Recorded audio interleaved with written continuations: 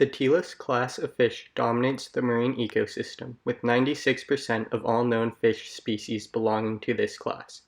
This led Dr. Bronner, a professor in the Department of Zoology at UBC, to try and find where these fish hit the evolutionary jackpot.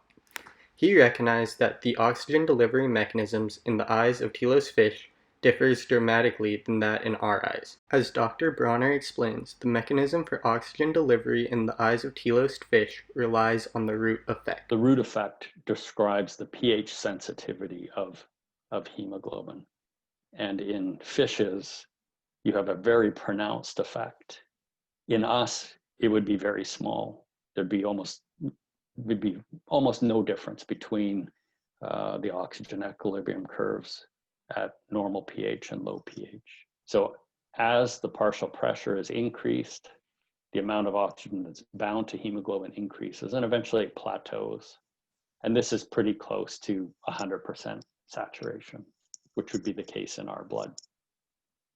But if blood pH is reduced, either CO2 is increased or we produce a lot of lactic acid and blood pH falls, then the curve, this is called a oxygen equilibrium curve.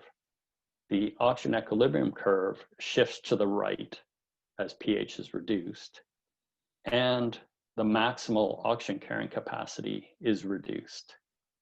So here you could see that in an animal, if its blood was acidic, even though it's breathing air that has a PO2 about that of room air, the maximal saturation of hemoglobin is low compared to what it was.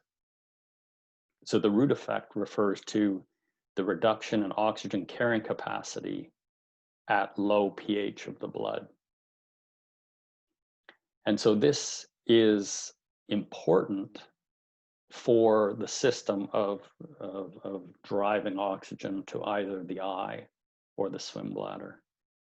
In the swim bladder, there is lactic acid produced and there is CO2 produced, and both of those reduce the pH of the blood and acidify the blood. And so then those protons and CO2 combine and bind to hemoglobin and drive oxygen off hemoglobin. And then that oxygen now is moving from the blood into this air-filled space in the case of the swim bladder, or into the retinal tissue of the eye. And this occurs because you've got blood that's coming in that's very saturated. And then as the pH is reduced, hemoglobin can't hold that much oxygen. And so it releases all this oxygen, the amount of oxygen between these two curves, from hemoglobin into the plasma. And that elevates the partial pressure and drives oxygen into the tissues. So how does this mechanism compare to that in our eyes?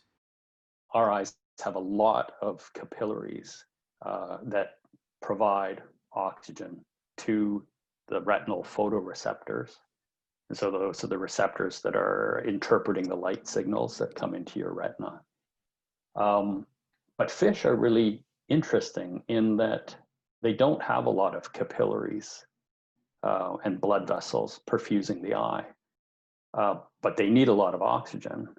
And the way they've solved that problem is, rather than just having a lot of capillaries, they have a very unique way of elevating the oxygen levels in the eye. So they have a mechanism for basically secreting oxygen into the eye. So they have a fundamentally different way of getting oxygen to their photoreceptors.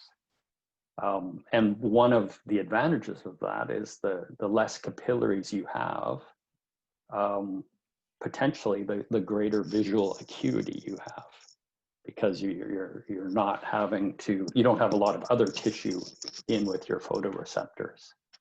While the mechanism Dr. Bronner found may have helped the Teleost become dominant, the whole story of its dominance has yet to be uncovered.